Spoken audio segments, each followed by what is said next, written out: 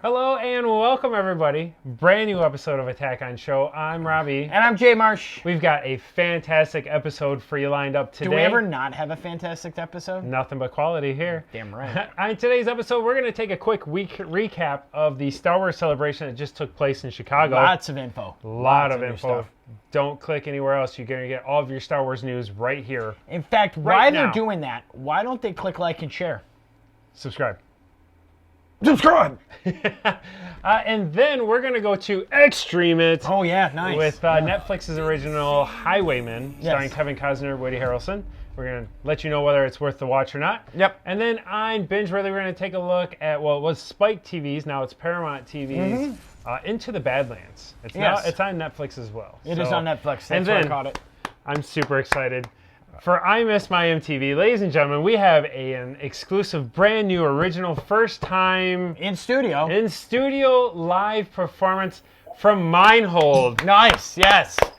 You're gonna love this performance. It's amazing. And for those two that stick around to the very end of the episode, and maybe after credits, we might pull a little Marvel after credits. Oh yeah, absolutely. Yes. So you're gonna want to stick around. So everybody, thank you for tuning in. This is Attack on Show.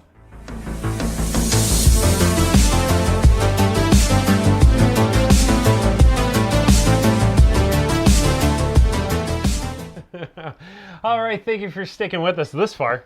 Yeah, that's quite an accomplishment. Pat yourself you on the gotta back. say that the intro is a catchy tune. It is. I love that tune. So the Star Wars celebration just wrapped in Chicago, and I gotta tell you, there was a lot of information. I've attended a couple of these, and I don't think there's ever been the information release that occurred in this one, because it was really kind of the Disney Plus rollout as well. Yes, you have to start with Disney Plus. The Absolutely. big news that's coming out in November, and the price point put Netflix on edge. $6.99 a month for Disney Plus. I mean, that is that's a massive catalog, because what you don't realize is this is all the Fox. Like, that's every Simpsons episode. Marvel. All of Marvel. Lucasfilm. Lucasfilm. I mean, just Pixar. Disney Princesses. That's huge. Yeah, that is a huge catalog, and it's definitely going to give Netflix a run for the money, because Netflix had to lose the Marvel movies that it had. The Star Wars films are being pulled. Clone Wars is being pulled, which is a great segue. Absolutely. Phenomenal segue. Everyone was really excited about the Episode 9 teaser that came out. But the Clone Wars trailer for Season 7 was released at Celebration, and it held up to all the expectations that I've been waiting 6 years to see. I've watched this trailer probably 100 times. So, like 14 kids and you? I'd say 15. Okay. But obviously, fans of the Clone Wars, the show was canceled prematurely. Kathleen Kennedy took over. we've never covered that 13 times. No, we have not. Star Wars tanked, and now they're on basically like makeup mode. There is makeup mode. The good is new.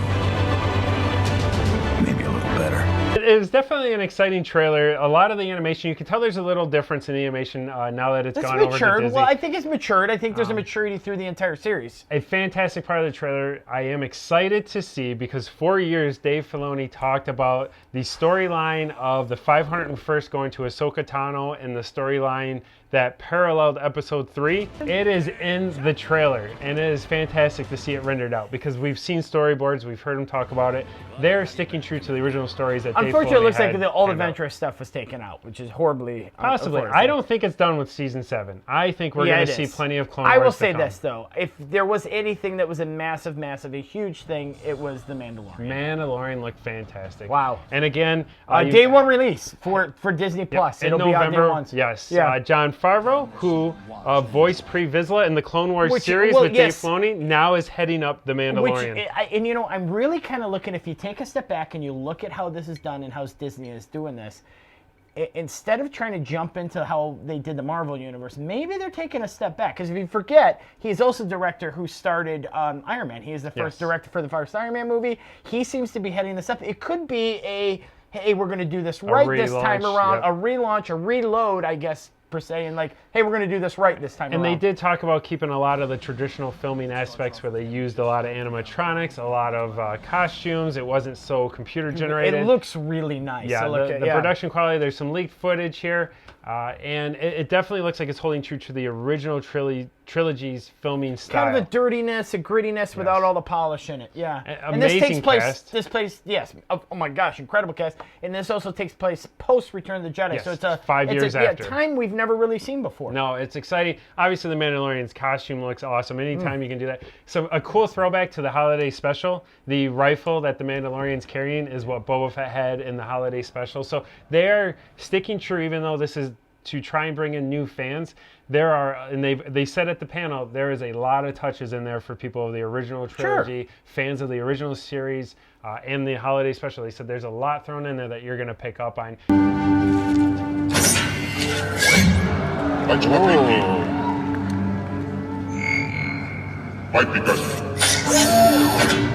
And just judging by the footage, this show I'm super excited for. I am too, and I will touch on this lastly because this did probably go a little long, but we also did get the trailer for Episode 9. We did. We did, and I knew that's the response I was going to get out of it. But I've talked to a lot of you out there, and we've chatted a little bit, and I think people are excited. If you happen to catch our commercial this week, some people are emotionally moved. Oh my God, that's so awesome.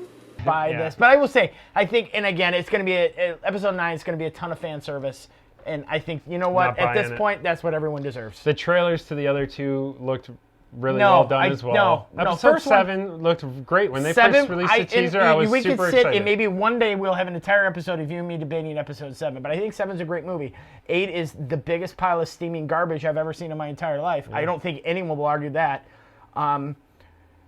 But there's plenty of people out there Googling. I won't pay for Episode 9 because if you've wasted 7 and 8 just to make a good 9, I don't think I'm 7's frustrated wasted with that. But a lot of people do. You want to say 50-50 that one was well received. Okay, I will give you 50-50 on that one. If we can both agree, it's like you 90, had how much 95. time? You had so many good characters with Luke and Han. You've already thrown away the core characters. You've thrown away what people grew up. Right, but you've wasted those characters. It's too late now to make it up, as far as I'm concerned. This trilogy, I'm done with it. Like I really don't. I'll go see it. This maybe is the on end. Netflix. This is the end. I'm going to watch it. This is the final. I will be there. I'll be there opening day. I'll be there on Cheap Tuesday when tickets are $5. Okay. No one cares about your additional $11. Well, Disney apparently does because they're bringing back the Clone Wars. Well, you deserve that respect to give them a full. Because Han Solo, my $5 made a point. I didn't spend it. You want to go to Extreme It? I'm lost. Yes, let's Extreme It, bro. Extreme It.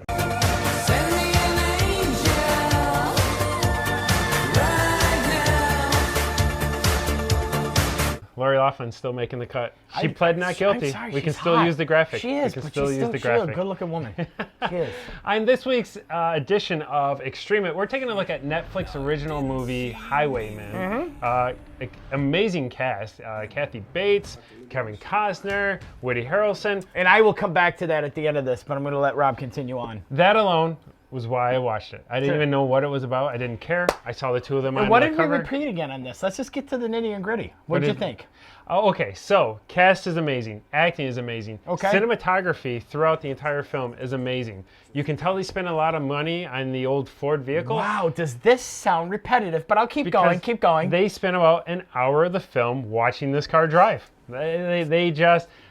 I tell you, I think the movie could have been much better. I do think it was very slow pacing. And that's the unfortunate, again, Netflix, you sold us on cast, but you didn't pull through with the final product. Is this now a repetitive thing? We're starting to see this now. Wouldn't you agree? Netflix has been coming up short, I think, with their original movies. I mean, series are amazing. The casting in these that we've had on these last couple of original series, I'm sorry, I keep looking back at Bright going, wow, you know what? That was really well done compared to some of the stuff we're seeing right now. I mean, Highwaymen. Just to recap, Bright is the Will Smith with the orcs and the, we covered it on a previous episode. Right here, click there. Yeah. But I will say, I mean, Kevin Costner, you know when you're watching a Kevin Costner movie, you're going to get a slow-pacing film. You're going to get a long, character, drawn-out, driven movie. And that's fine. It works with, like, Open Range, Dances with Wolves. He's very good at doing this character-driven. Not when you're chasing down the two biggest criminals in the country at the time, And you have Woody Harrelson. If you forgot Woody Harrelson, just look back at some of the things he's done. And I really hope you put the right graphic up at this point right now if you know. But I know a lot of you are going to say, Holland, this isn't a fictional movie. It's a factual-based crime drama. I understand that. But, again, the movie was over 2 hours long. I don't think it was necessary to be that long. I understand it doesn't need to be nonstop action. Untouchables, perfect example, another Kevin Costner film. It wasn't a lot of action, though. But it was still a long, character-driven movie, and I feel like they could have gone more of that style with this. I mean, the story of these two guys already being outlawed rangers. Right. Tell some of the backstory of what made them become outlawed. Or even have some play in between them to give you that backstory. Yeah, why were they so dangerous? Why was it you didn't want to put a badge in their hands? Even the transitional time that's occurring, because you're literally going from like Texas Rangers, who were the law of the land, to the growth of the FBI, and this was a premier case for them. That could have been a little more told, and it's just there was some good narrative dialogue. Woody Harrelson does a great backstory in Kevin Costner's character while they're playing cards, and it's a very simple shot focused in on him and him talking, well delivered, great acting. There are those moments throughout this movie where you say that's a great part. There was great scenes of the Ford driving where I say the cinematography was nice, but it just kept going. He just kept driving, and then he just kept driving some more, and then he just kept driving, and then the sun would set and the sun would rise while he was still driving, and it was just. We get it. There's a lot of unnecessary shots like that where you just want the movie to progress a little further. That certain tips that are factual things that you learn, like Bonnie had a limp. Great. I don't feel any different now that I know that. No, Wikipedia that. I know that's factual. Bad, yes.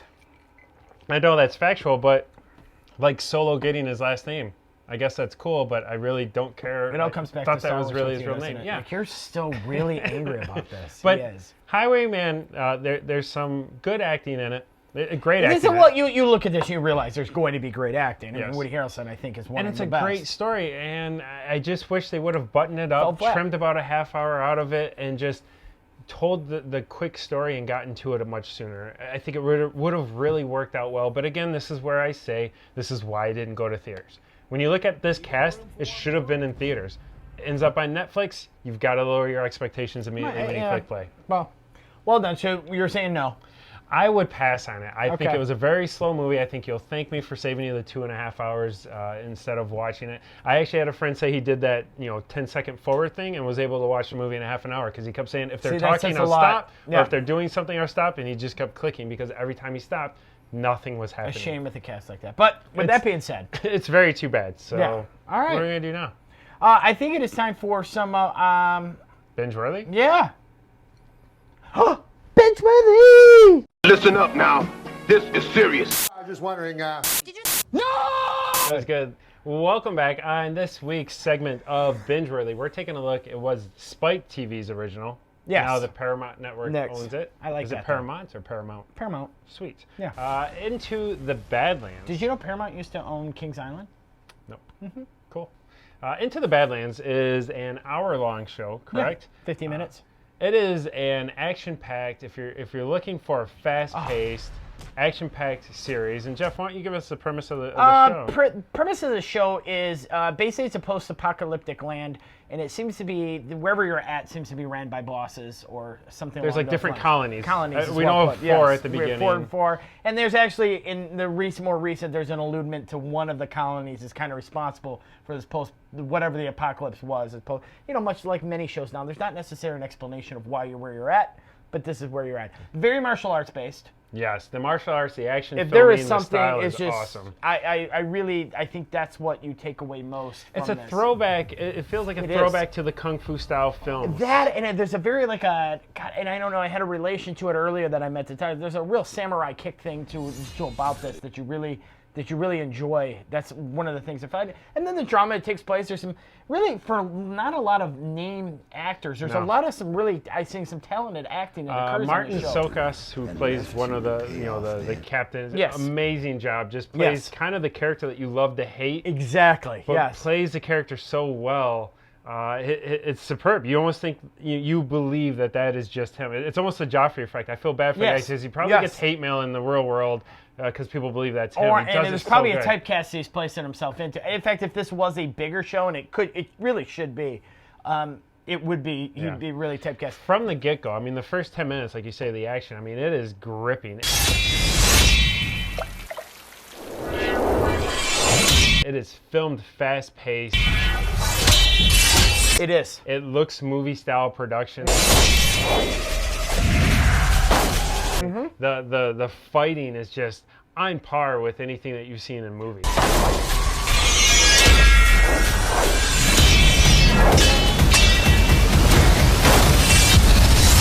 I would actually argue it's better than a lot of what you see in a lot of movies. Daniel Rue heads up the. Yeah, exactly. He plays like this basically hired assassin. He is the star of the show. Per yeah, se. Yes. And you don't know exactly what he's being held for. You know that there's something that he is trying to repay his debt for. If I left the Badlands. What do you got out there?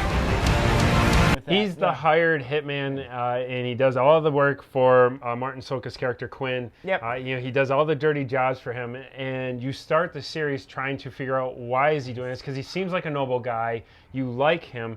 You can tell he's trying to do right, but yet he's just like a ferocious karate fighter killer.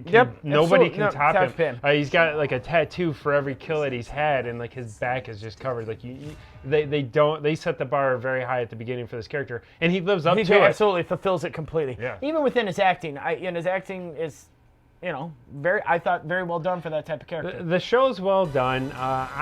It's one that when I start watching it, I'll go through 3 or 4 episodes, and then I start watching something else, and I just forget about Into the Badlands. I don't know if it's because it's so good. I just know I'm going to come back to it, so I kind of put it on the background. I think it on Netflix now is probably fairly, I can check this, or we can post a graphic for it, but I think it's fairly new on Netflix. Yes. So that could actually, in all actuality, really start to pull a lot of people into the show before Season 4 comes out. Yeah, 3 seasons on Netflix. Season 4 is going to be coming out on network soon. And I do have to throw a big shout out, though, in the show. Nick Frost. Yes. Yeah. He is on it, and anytime we can point out Nick Frost in a series, absolutely. You got to watch it. The yes, guy's amazing. Yes. I would say watch it. If you're looking for a fast-paced action show, that's the style of series that you're looking for right now, definitely check out Into the Badlands. I think you're really being impressed by it. Tell us what you think. Please, give us your mention in the comments. This is a really good show to kind of get your input on. I would appreciate that. Yeah, I'd love to hear from you. And the only reason we're cutting this quick, I'm really excited for the next segment. No, this is huge tonight. Yeah. Absolutely. This is our very first in-house guest here to the studio. And well, we got to first say I miss. What's that? My MTV.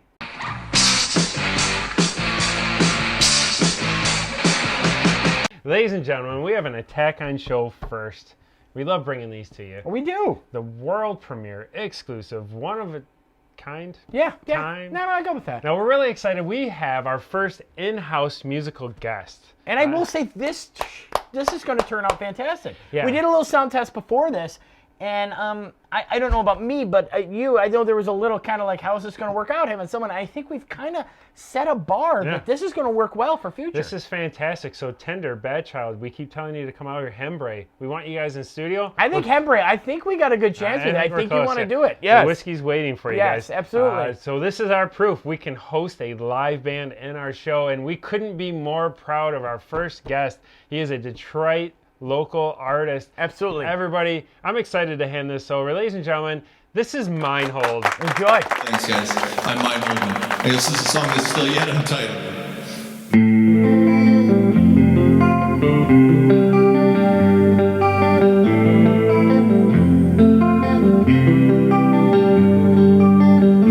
As we walk along this world in a way we knew before, I sit and think how it could have been if we had known each other before. Your perfume lingers in my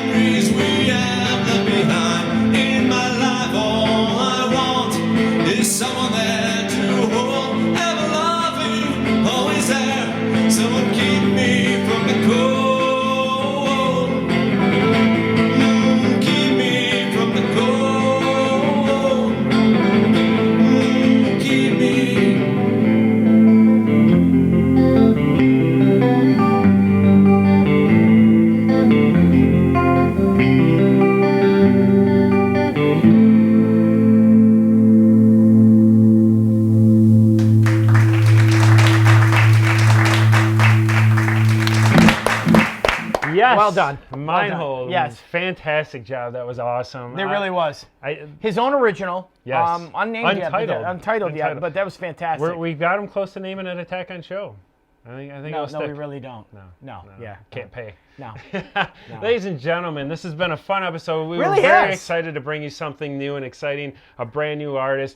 If you've made it this far, definitely make sure you come visit us June 1st, June 2nd at Comic-Con, the Downriver Comic-Con at Lincoln Park. More information is below on the link. We'd love to see you guys there. Oh, We've got awesome absolutely. swag. Also, we have some fun live stuff that's going to be coming up at Yes. the beginning of May. So please make sure Yes. that you're connecting to our Facebook, our Twitter feed, as well as our Instagram and YouTube Live. We have been cast in a feature film. We can We say have, that yes, much. we can actually say that. We can't tell you the title, what's being made, but we've also been greenlit to start doing some behind-the-scenes stuff while have. we're there filming. We're going to do some interviews. We got a lot of exciting stuff down the pipeline for you guys, and I can't wait to share it with Rob's you. going to have to quit his full-time job because he's going to have so much editing to do. Do I have a job? Yeah, we're not going to. Everybody, thank you so much for checking this out again. And I'm make sure Robbie. you come visit Rob at Ollie's, where he's now got a cashier job. We're Ollie- really proud of him. we have great discounts. You do. With that being said, I'm Jay Marsh. Robbie, and this is... Attack on Show.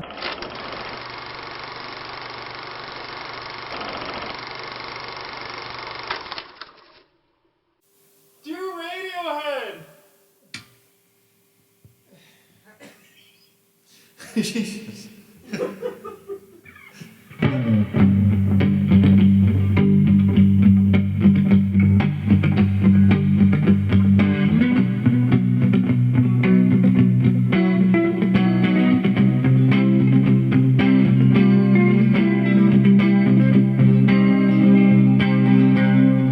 When you're here before, could look you in the eye. You're just like an angel. Your skin makes me cry. You float like a feather in a beautiful world. I wish I was special. You're so fucking special. But I'm all creep. I'm all weirdo. What the hell am I doing here? I don't belong here. It's okay if it hurts. I wanna have control. I want a perfect body. I want a perfect soul. I want you to notice when I'm not around. You're so fucking special. I wish I was special. But I'm all creep. I'm all weirdo. What the hell am I doing here? I don't belong here. Oh, she's running out the door. She's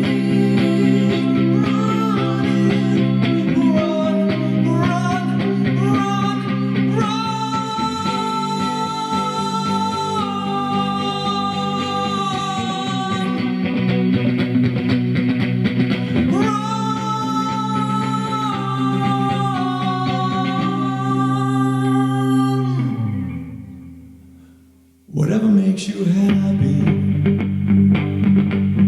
whatever you want.